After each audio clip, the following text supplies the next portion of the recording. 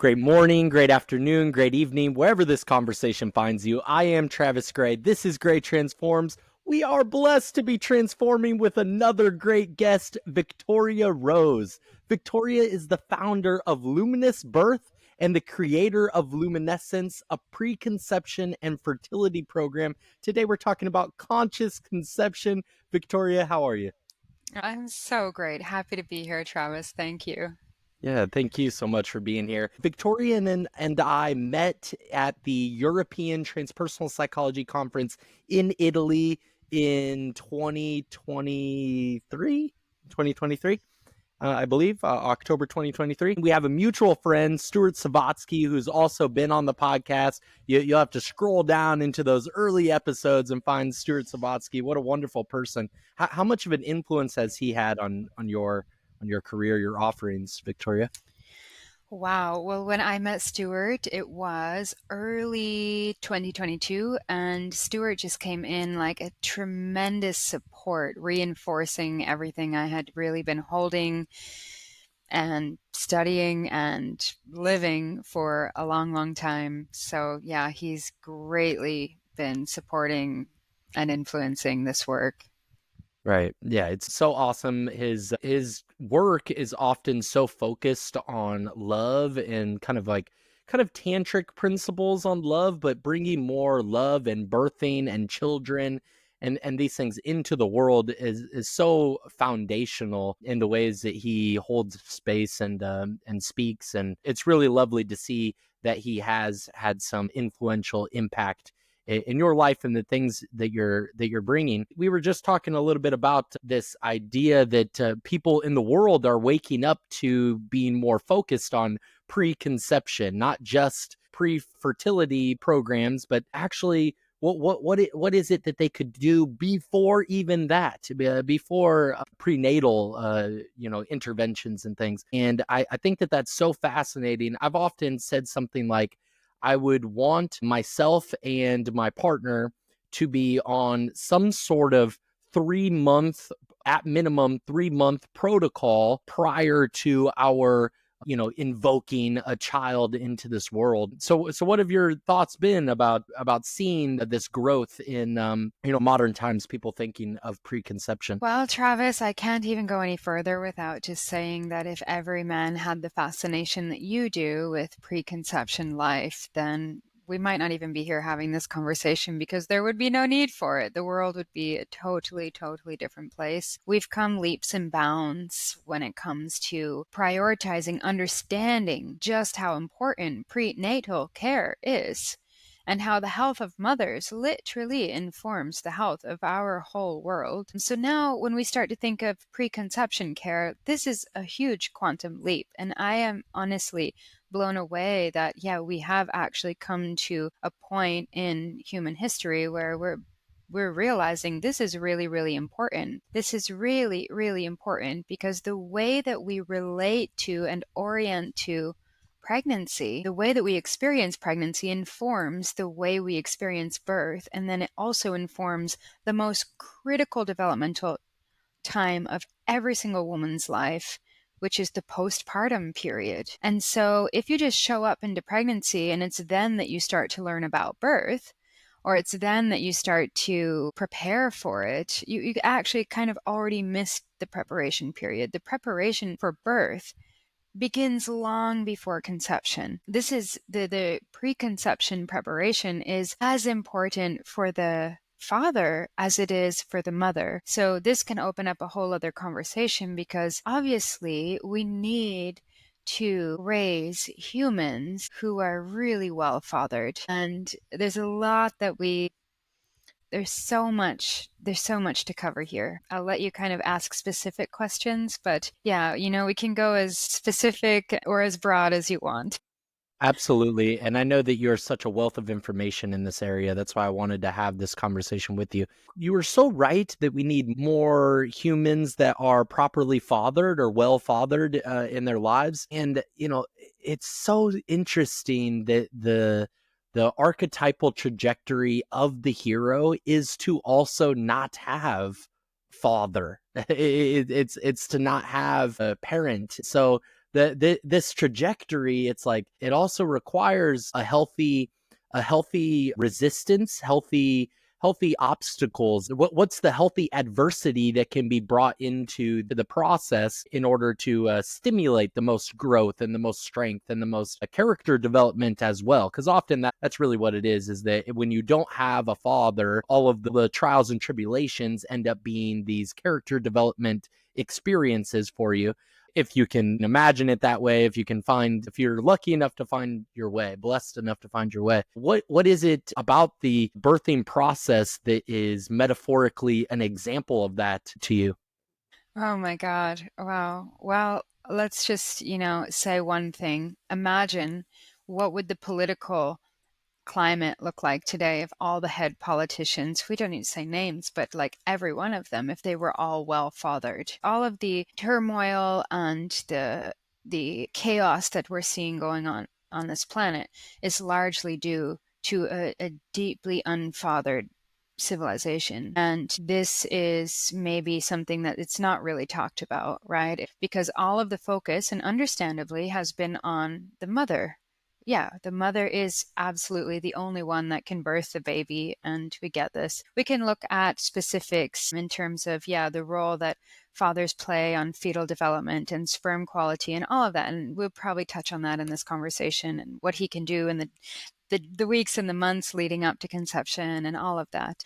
I want to say that I have guided hundreds of adults back to revisit their own birth, pre-birth, conception, and preconception experiences, men and women. And the cornerstone of that work is really about writing a new story. So rewriting the story of their birth. And every single adult who rewrites the story of their birth always adds this one detail, that is, I had my mother and my father present. And also, when I ask the question, what was it that you needed? What was it that you and your mother needed when you were growing in her womb? When we ask ourselves that question, there's all kinds of things that come up: love, trust, care, reassurance, nature, trees, sunlight, warmth, protection. Well, they're all very basic. No one ever says more ultrasounds or more doctor's appointments, lo and behold. But, these are all very basic things. And they always also say, we needed to hear my father's voice. So every single one of us, we have an innate need to have our fathers present. We needed our dads.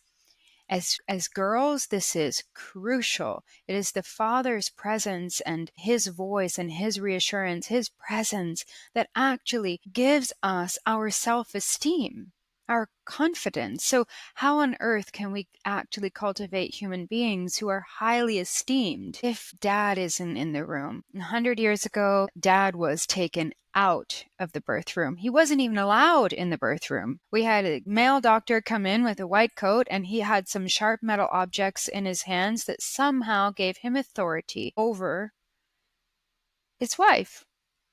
And because he had these sharp metal objects in his hands, the husband said, okay, you know what you're doing. There's really other words that we can use for this that we won't say here because they're just too awful. But I can guarantee you that in no other situation in life would you give a stranger, a male stranger, access to the sacred temple of your wife's body. This is very strange. And just because this is happening in a medical context, we glorify it. And that doctor is the hero of birth. And this is really not how it's meant to be. That's a bit of a rabbit hole, but I will say one thing, which is because, to answer your question, what is the man's role in birth? And in America, where this is a highly political conversation, what I'm about to say, will be a little bit controversial. But arguably, the father, the husband, the partner, he, capital H, the man, is the most powerful person in the room at birth. Why? Because and in pregnancy, because he informs the way she feels. Now, any woman listening to this, if you're in a relationship with a man, or you have a husband, especially if you're pregnant, they're all going to agree with me. Oh, yeah, he does influence how I feel 24 hours a day, 7 days a week. Okay. So he is influencing how she feels 24/7 at some level. And those feelings are being fed to the baby via neurochemical signals, neurons, and hormones through the fetal placental membrane into the baby. This is literally the information that informs development. So he, in a way, is like, it's not like, no, this is all her. He, in a way, is bearing the most substantial influence on fetal development. So the opportunity is grand. And if you look at the birth room and what is going on there, he's the most powerful person there. He has the power to make her feel safe. And safety is everything in birth for a woman, for any mammal for that matter. Safety, like a cat, cat will go in the cupboard off somewhere else, right? Where it's safe. So in birth, safety is not what Western medicine, allopathic medicine taught us, which is somehow check boxes on a medical history form. That's not safety in birth. Safety in birth is the same thing that creates safety in lovemaking. So it requires, dark, quiet, undisturbed. Strangers coming in the room? No, it's not going anywhere, right? Bright lights, hard surfaces? No, that's not safety. He has the safety in birth is a lived, felt experience, and he has the power to create that. Now, many men are confused about this, right? They're like, oh, we cannot birth at home, we need to birth here. Why? Because he has a biological need to protect his wife and his baby, though he doesn't yet know what actually is protecting, what actually is keeping things safe, which is more about his capacity for presence being so totally here. And that is cultivated mostly through him healing his own birth. Absolutely. I'm really I'm happy that we're sticking in this direction of men and fathers and proper fathering. When you said that the father's voice is it has so much information, so powerful, so informing of that baby's birth, that brought like emotion to my body, to my eyes. I about teared up. And my mother is a deaf woman, so does not speak and does not hear. And then my father passed away when I was 18 months old. So I was just like thinking about just how influential his voice to my mother's womb was. And wow, that is might be the most powerful concept that I've ever heard of it related to birthing and conception. It's so beautiful. I do want some of the things that I hear often. You said that 24/7 that the father has such an influence. 24/7 has an influence on everything happening. I understand the holding space, holding safety.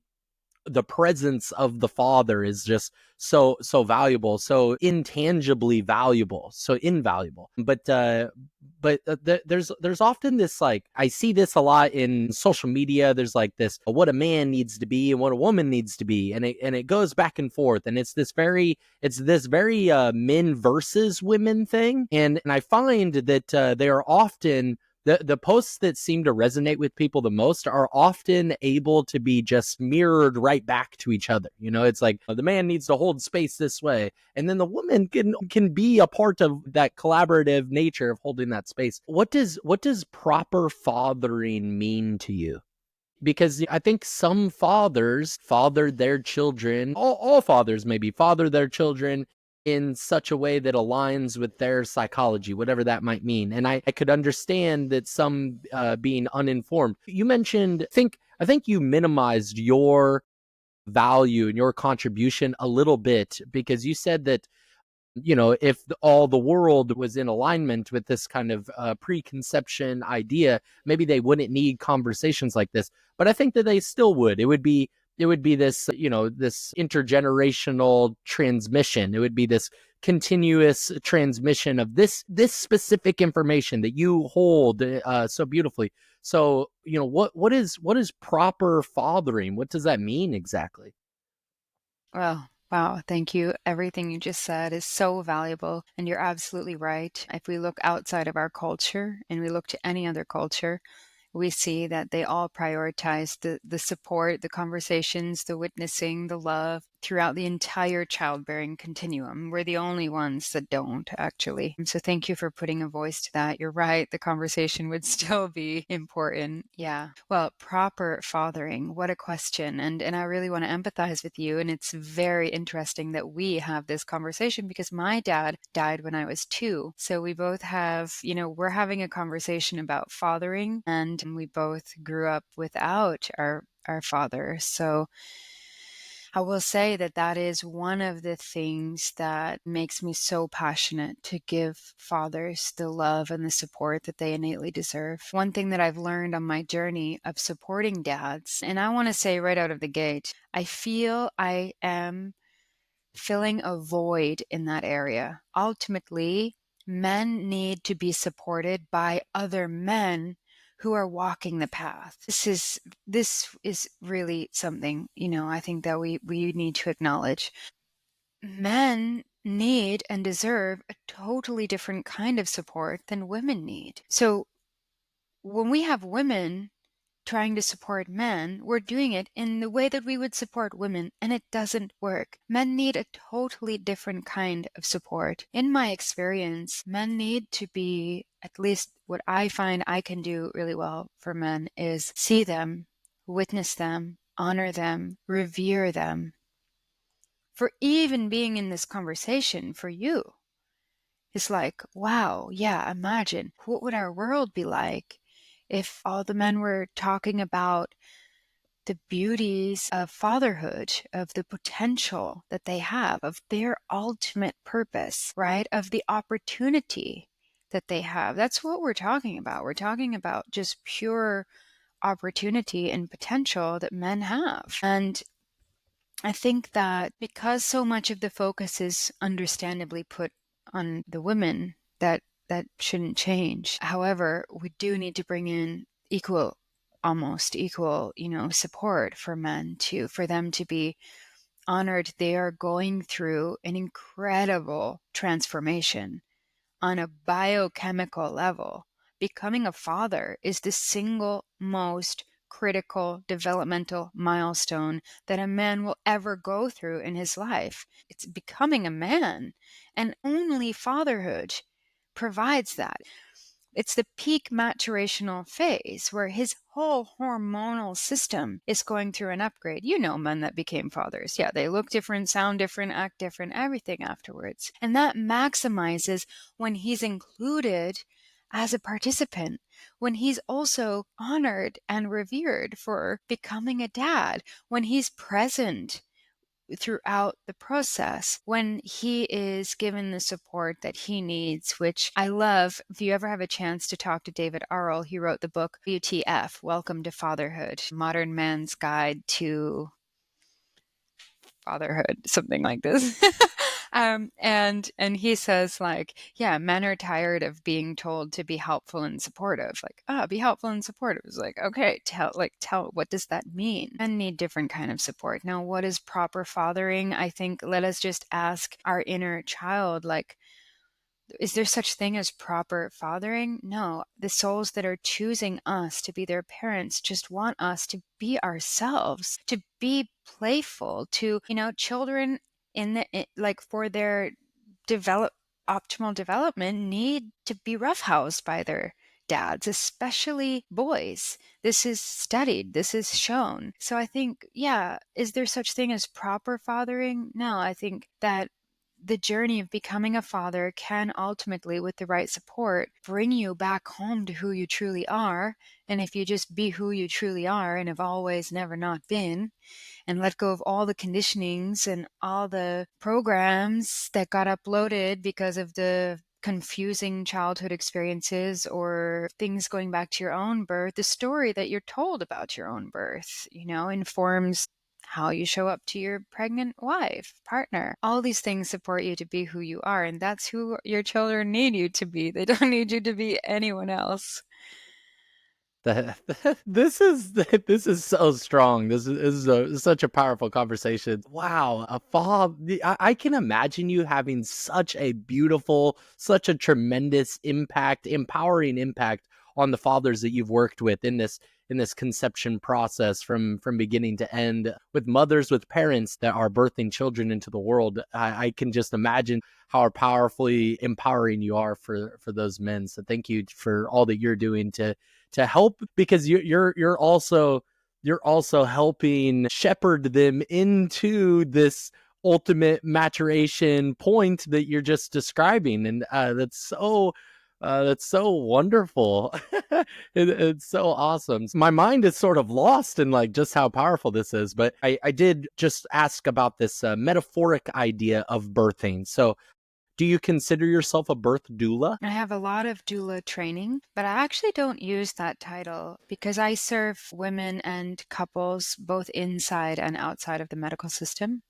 Yeah, just curious if that was a term you use. That sounds appropriate. You are doing both inside, outside. You're holding so much space. The metaphoric idea of this birthing process. I've had this conversation with a birth doula. That's why I mentioned that term before, early on in the podcast again. So I had an early episode where I mentioned this metaphor, but there's an idea that I have journaled about before, that a man in the everyday world doesn't have, as, or a woman has more of an embodied understanding of what it means to birth something into the world. Throughout their maturation process, they have this deep relationship to their own cycles and their own menstrual cycle and all of that. So they have this very embodied idea of what it means to birth something into the world. And then a man, in the mirroring aspect of man and woman in the world, the masculine is always in some way, maybe always seeking to birth something into the world, and must do so through more tangible means, more material means, and so is always attempting to do this. But maybe, that's one transformative aspect of being in an intimate relationship with a woman, is that you get inspired, empowered, informed on just what it means to embody that transformative capacity inside of all of us. And so there's this metaphor of the birthing process in that. And we do think of modern Western society does think of like all pregnancy and birth is 9 months, one mother with 9 months, and then unfortunately she's doing it all on her own. But that's so not true. And it makes it confuses maybe young men, or I wonder how young humans should be informed in this way. But it does confuse men to think that, oh, all I have done is planted seed and now I move on. But there's so much that you can do. I think it also comes from these conversations of like intergenerational trauma, or some of the transpersonal work is with, I've been inspired. In 2017, I was at the European Transpersonal Conference that was hosted in Prague. We were honoring Stanislav Grof's work, and there was so much art of the prenatal matrices and such wonderful contributions in that way from those imageries. The imagery of people having these vivid experiences prior to their being born into the world. It's also powerful. It's also metaphorical. When you are leading somebody through the birthing process, or when you're teaching somebody about the birthing process, do you see it in that same way, that it's this metaphorical bringing something into the world, not only as a child, but also as, you have birthed this conscious conception program. You've birthed the luminescence into the world also. So that has been a birthing process, a conception process, metaphorically speaking. Yeah, thanks for clarifying that because everything you were describing was so beautiful and so articulate. It was like poetry, and I mean, it's like this could bring us into the deepest tantric pathways there are, the masculine and the feminine.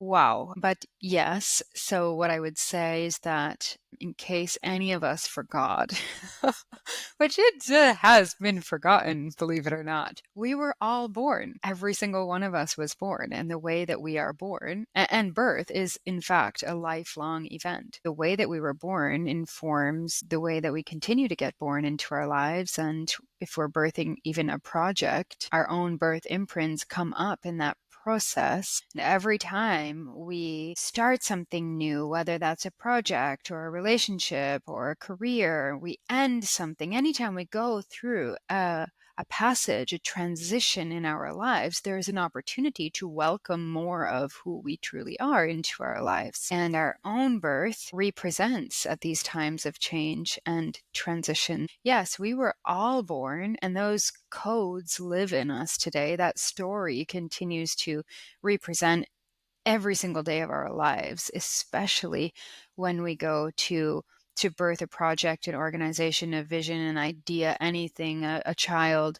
It's continuous. This is some of the work that I do, guide adults to revisit their own birth and pre-birth and conception and preconception experiences. Those memories live in our bodies. And I love Stan Grof's work in the holotropic breathing. It's really great. And I will say that we're a little bit confused about what memory is. So memory is, this from it's your field, but memory is not remembering.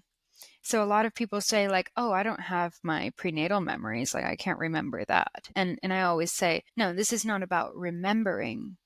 Remembering happens, it's a cognitive function. It utilizes your prefrontal cortex, your thinking brain. That's not where memory is stored. Your memory is, in particular, your prenatal, your pre-birth memories are more accurately defined as actually the way in which you are experiencing your life. And we could go further to say the way in which you're interpreting those experiences. That's memory. So just look at the way you show up in your life and in your relationships, and especially when you're going through times of change and transition. And that could tell you a lot about what was going on or not going on at your birth. When you birth anything into the world, that's going to come up. And yeah. That makes me think of like, as a human, we are almost born from one embryonic fluid into another kind of embryonic fluid that is the world around us. And that's really fascinating. There's something to knowing, remembering that we were all born through the feminine struggle of a birth.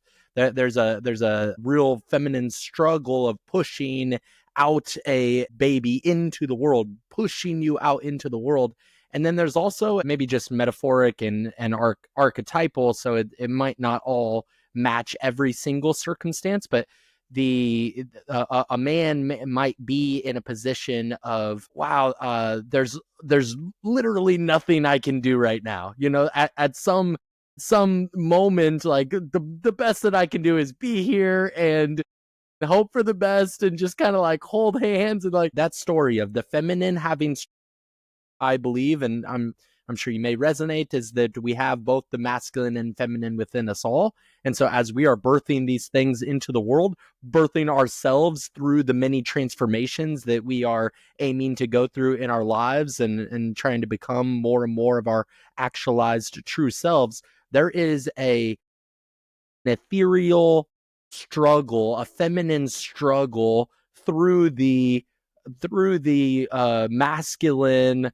I don't know what I can do here. It's like, I don't know what, like, I'm doing my best to just be here. And there's like, I can't 100% absolve the pain right now. The story in a man's mind in that moment is probably often, I can't do anything here. And then a woman is just, in the throes of this incredible heroic journey. There's like these micro heroic journeys happening, and that mother is in the throes of this heroic pushing a body into the world. It's so cool. Birthing is so cool.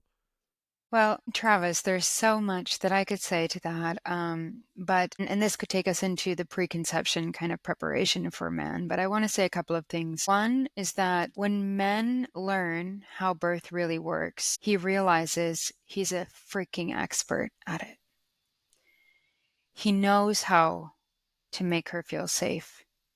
He knows how to love her and admire her and ensure that she feels the beauty and the power that she is. He knows, you know how to do that. You know. Just like the wisdom for birth is indigenous in all of our cells as women, that capacity to protect the woman while she does what she just innately knows how to do. Yeah, she can soar to the greatest spiritual heights and she can plummet to the deepest, darkest, unknown depths. But guess what?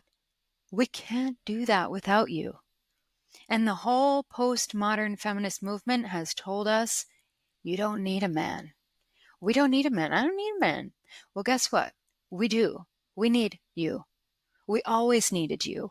And I don't care how you conceive. If you're going through a laboratory, there's an egg and there's a sperm in that petri dish. So let us just come back to creation, that we are one.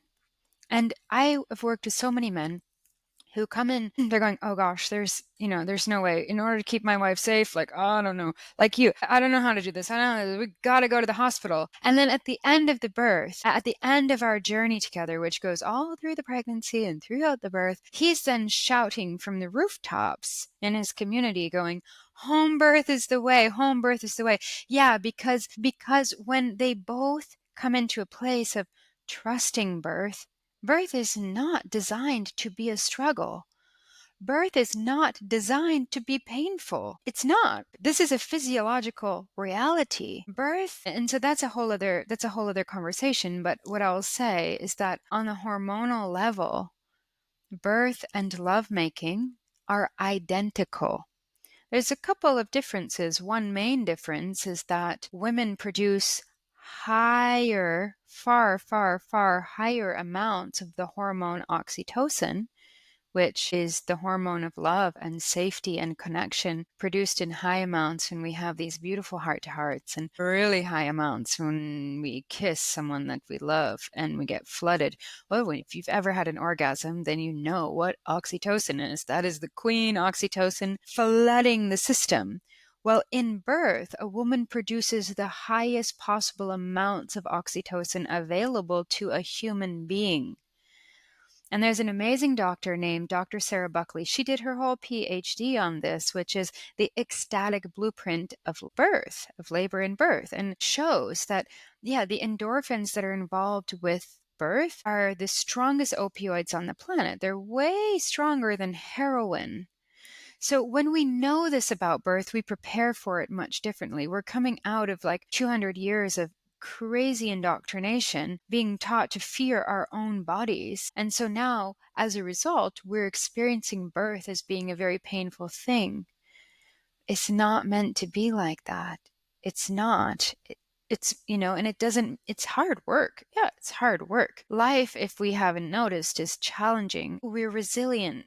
We're resilient beings. So men do know what to do. They've just been so silenced and canceled from the equation, right? Like, again, safety. She needs to feel safe. It's the same identical thing that she needs in lovemaking.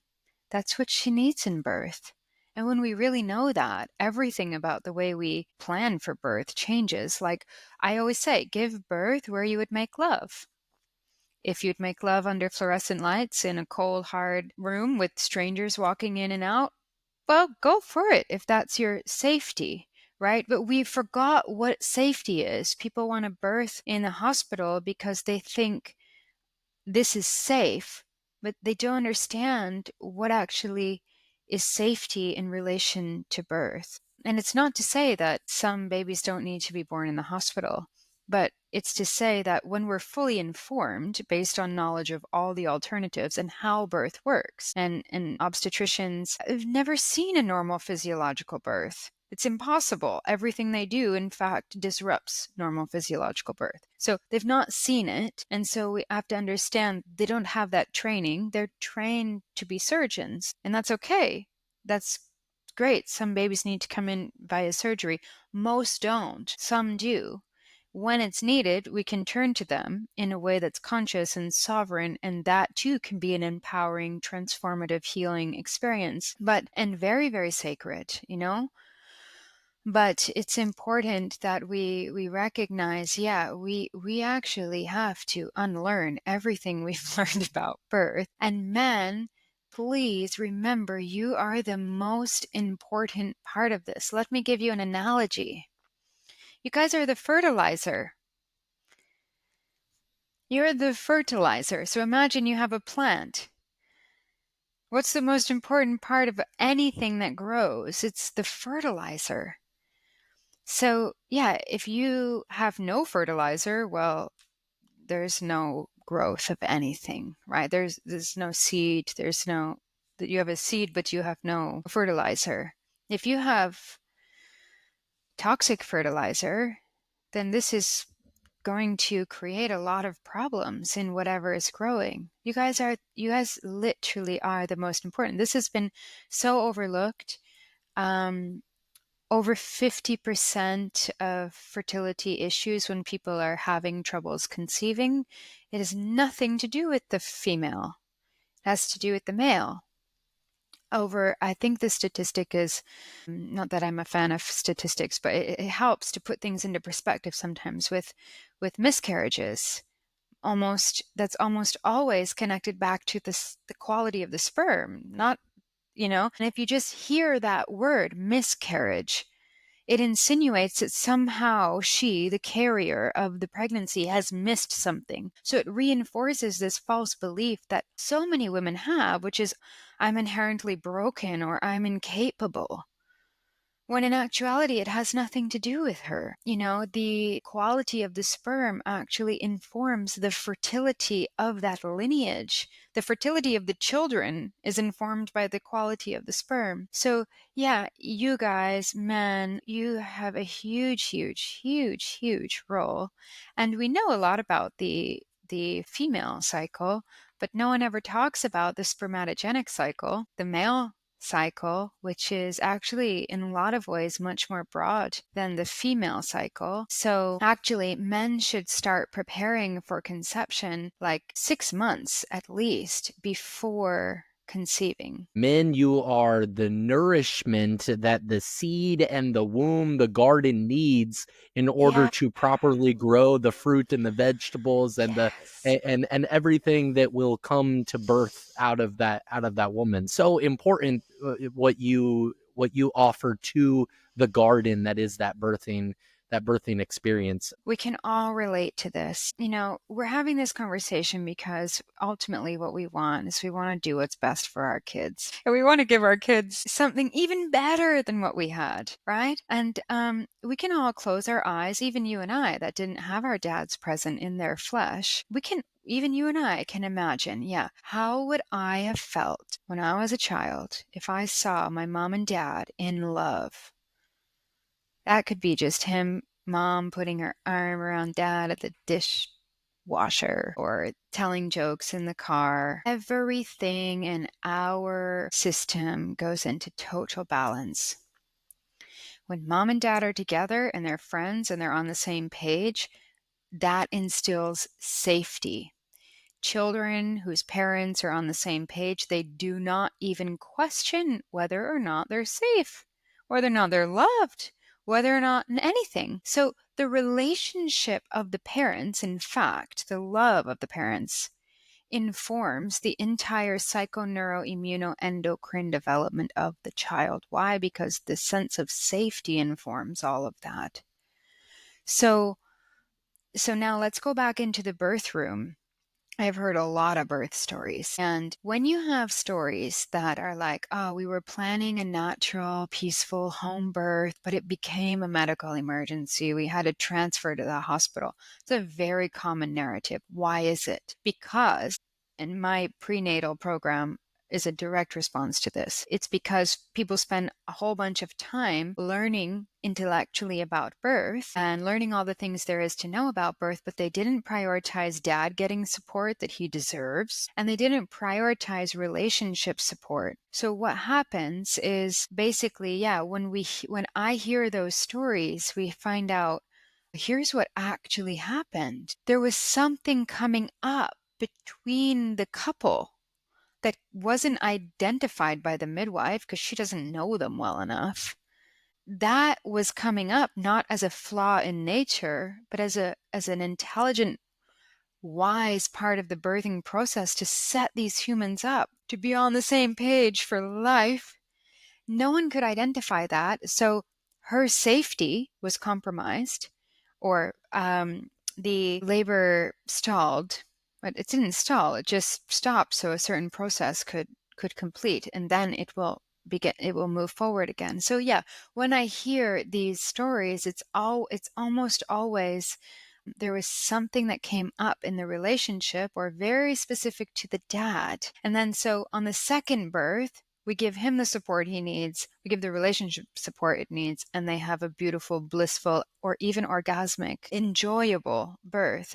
If you can imagine, it happens. That was really interesting to me, and I wanted to ask about that as well. You had just spoken about the hormonal complex that is happening in that whole birthing experience. The highest amounts of oxytocin are given to the mother, or that is happening inside the body of the mother. That incredible moment, when somebody that hasn't had a child is looking outside of that moment and not inside of that moment, it might be a little bit challenging to wrap your head around. But that moment of that mother holding their child after this whole thing in the throes of all of that neurochemistry that is happening, that spiritual chemistry that is happening in that moment is so incredible. The father to hold the mother while she is holding the child in the first breastfeed, all of that, many incredible moments, so powerfully embodied experientially. Can you say a little bit more about the orgasmic birth in that experience? Can you say a little bit more about what is that? Well, it has an orgasmic potential. Is When that somehow better for the baby? Is that better for things to be that way? I well, wonder. well, imagine being born with just being flooded and bathed in the hormones of love and safety and connection. That's the way you come in. Yeah, just like I'm into the world in this ultimate psychedelic experience, this ultimate orgasmic experience in that moment. And it's calm and it's peaceful and it's connected and it feels safe and it's right here. It's nowhere else. So mom's going in and she feels safe. She feels safe. She is safe. This is such an interesting word, safety, because all propaganda and everything is just, God, we pay millions just to ensure safety. And then there is no goddamn safety anywhere for anything. There's no one's safe in this world, right? But there's a safety that we can feel, and it somehow has something to do with this unseen variables around us, a certain kind of energy where we just feel at home. Well, there's really nowhere else we'd rather be, because why would you want to be anywhere else than home right here in your body? Yeah, imagine being born in that kind of way. How much you would love life in that, like just being born in that way. You just are absolutely in love with life. That Yeah. experience is such a Yes. opportunity. And these humans are regulated. These humans are integrated. These humans are peaceful. They're peacekeepers. They are the peacekeepers because they're born in peace. They don't even question whether or not they're safe. They were born in safety. That is the imprint. This is why the preconception care is so, so, so important, because when we start to talk about, well, how do you have an orgasmic birth? It's like, well, the very blueprint of birth is that. So we don't need to do anything. This is more of a conversation about what not to do so that you can protect that blissful blueprint that it is. It's perfect. There's no, it doesn't, right? What we need to do is we need to address our false beliefs about pregnancy and birth. We need to address everything we learned and just unlearn that and really restore our innate trust in the process. And if you're totally relaxed and with every surge of your baby coming in, you know that wave, that surge, which modern medical obstetrics calls contractions, if you're finding a spaciousness inside of that and you're knowing that every single one of those sensations is bringing your baby closer to being in your arms, wow, now that's a totally different experience. And we've been taught that, we've been taught birth is painful. So when you hear I had a 14-hour labor or I had a 3-day labor, 3-day labor is a very short labor, if you ask me. So it's very, the thing is like this is honestly, it's too big of a conversation, right? We've been the whole thing with due dates and timing and this and that. I mean, come on, this is insane. Babies come when they're ready. There's no such thing as a due date. And it's miraculous if you knew everything that has to happen in the anatomy for baby to come through. To be like mind-blowing that it can happen in anything less than a week. I came in 2.5 hours. I don't know why. It was super fast, and sometimes that happens. But I'll tell you, those fast births are extraordinarily intense for mothers. And in some ways, way more intense than ones that go longer. But when we hear those stories, whether it's, my birth was 12 hours or my birth was 48 hours, we have this idea that for 12 straight hours she was in pain. It's not like that. Picture the ocean waves. They come and they go, and they come and they go. And so I call them waves or sensations. I'm referring to what you probably know as contractions. There's space in between those waves. And in between those waves, a woman feels better than you and I feel right now. That's when she's being flooded with oxytocin, right?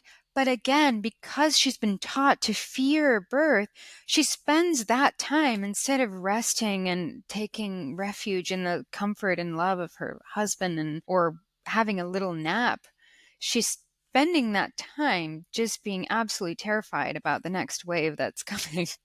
Right? So again, if we unlearn all of these things and we actually just remember what birth is, I've seen enough women breathe their babies out peacefully that I know evidently it's not, and when I say that, I also want to say that, a blissful birth can also look like a mama tiger roaring that baby out. And that's her version of bliss also, right? So let's not get any boxes here. It's all part of it. And it's not saying that it's not hard work. It's hard work. It was hard work for all of us to get born. But we're not meant to be suffering in life. That's not the design. That's not the blueprint.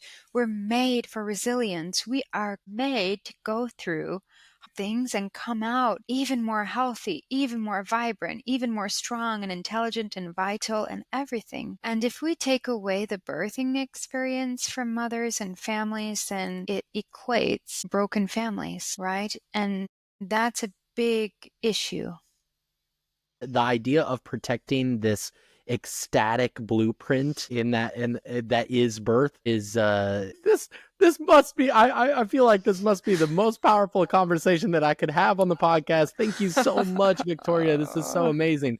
I know there's a lot to unlearn about these different kind of ideas that we have in modern society, and a lot to learn. There's so much information that we could have an infinite number of these conversations in order to transmit the message that is needed for people. And your programs, I'm sure, are doing just such an impactful, wonderful job in the world. Thank you so much for all of those healthy births that are coming, those orgasmic births that are coming into the world. You're like, what a warrior you are to protect that ecstatic blueprint that is just Man, God must be just continuing to bless you on your journey in such amazing ways. So the idea of like due dates are not real, that sometimes if the labor is static in a moment, it's not really static. It's also a part of the process. There's something happening there. We don't need to know exactly what every little moment needs to mean, and that's where like doctors can maybe kind of fumble a little bit, is that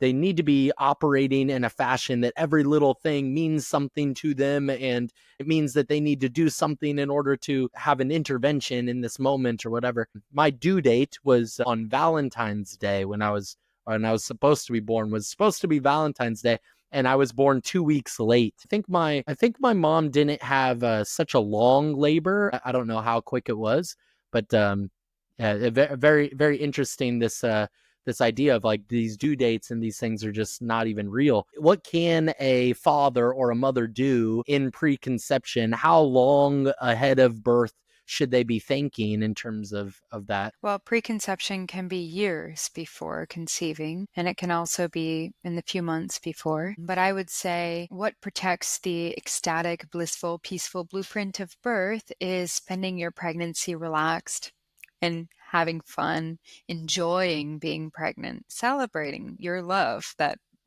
made this overflowed into what we now have as a pregnancy. That's what pregnancy is meant to be for. It's meant for the utmost relaxation. All pre and perinatal sciences say, yeah, mothers need to be stress free, right? So I would say do this learning and unlearning and healing before you conceive. Because if you're spending your pregnancy going to appointments, sitting on prenatals, learning, reading books, all those things actually work against the natural physiological needs of pregnancy and birth. So ideally you're doing that, you're doing this, and there's, I don't like to give people more information. I like to give people a lived, felt, visceral experience that helps them in that moment to remember. I'm running a 9-month mentorship for birth keepers right now. So I have people training to become a birth keeper to do what I do. And, last night I had that session with them and I asked them all to just, I asked the question, what did you need? Or ask yourself, what did my mother and I need when I was growing in her womb?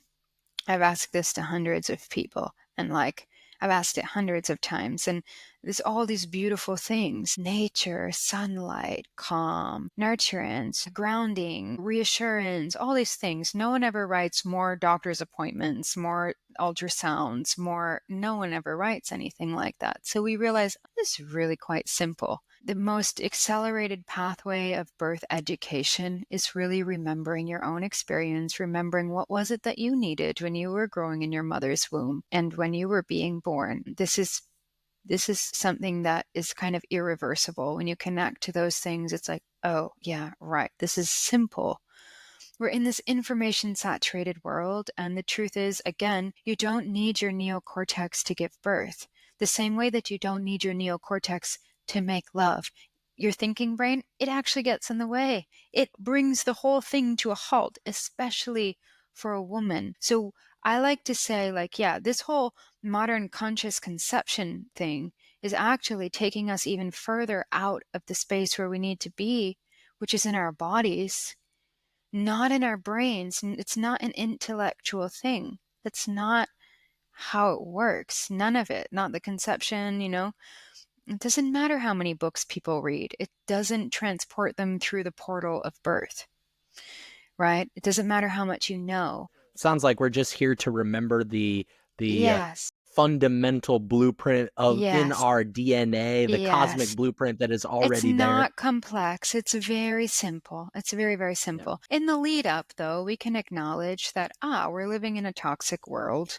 We're breathing toxins, we're eating toxins, we're looking at social media and taking in all that toxic stuff. So, Yeah, there's a lot of cleansing that we can do. There's many things that men can do to enhance their sperm consciousness, their sperm quality, and I would say starting minimum 3 months before is ideal. The real top ones are to nourish with fertility foods, foods that optimize your sperm quality. Some of those foods are things like high quality animal protein and fat. These are essential. Reducing things like the seed oils and inflammatory foods, sugar, alcohol, cannabis, these kinds of things we know do not promote healthy sperm production. And EMFs, this is huge. Guys, take your phones out of your pocket. Like the radiation is actually used, ultrasonar technology, which is high form of radiation, is actually used as a non-invasive sterility method.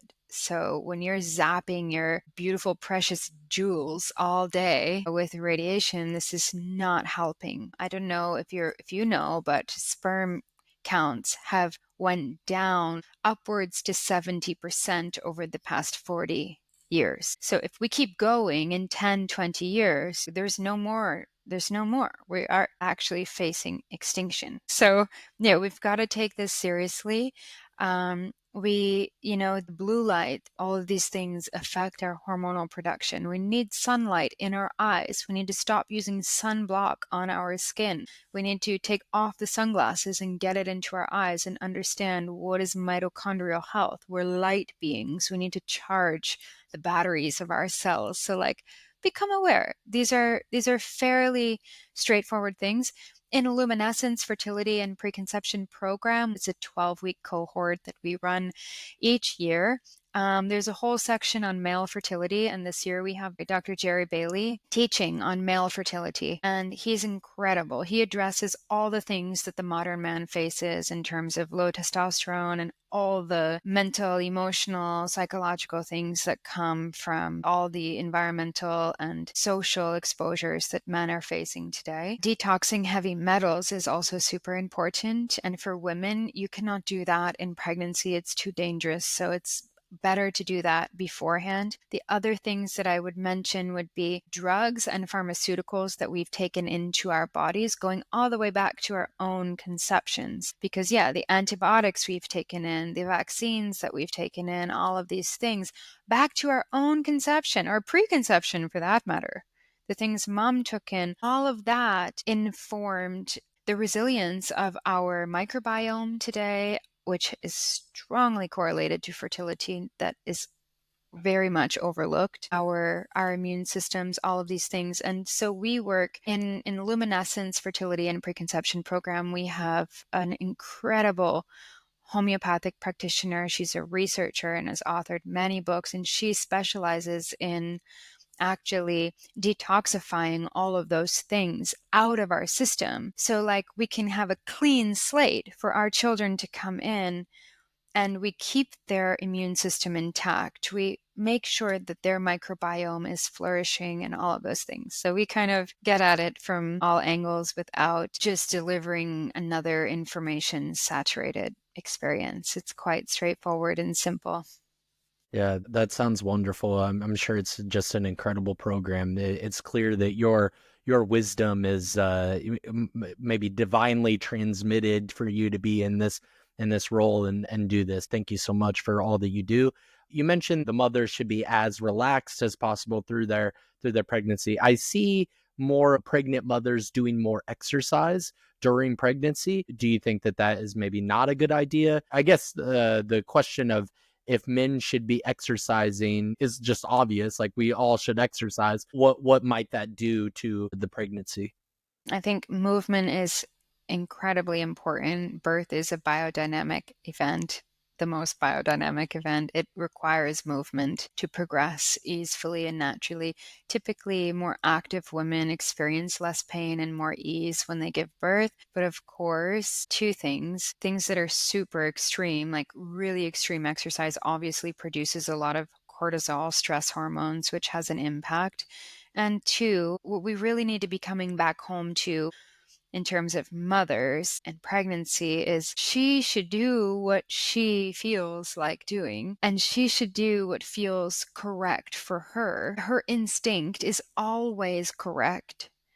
The thing is, our instinct has been quite injured because we've been listening to all kinds of things and people and sources of information outside of ourselves. So that's why I say, yeah, we need to get reconnected with our bodies. If it feels good, if it's something you want to do, typically it's okay, it's good. But also, yeah, her being able to listen to her body is really important. Listen to your body, listen to the instinct, listen to the blueprint that is trying to read itself to you in all of those moments during your conception.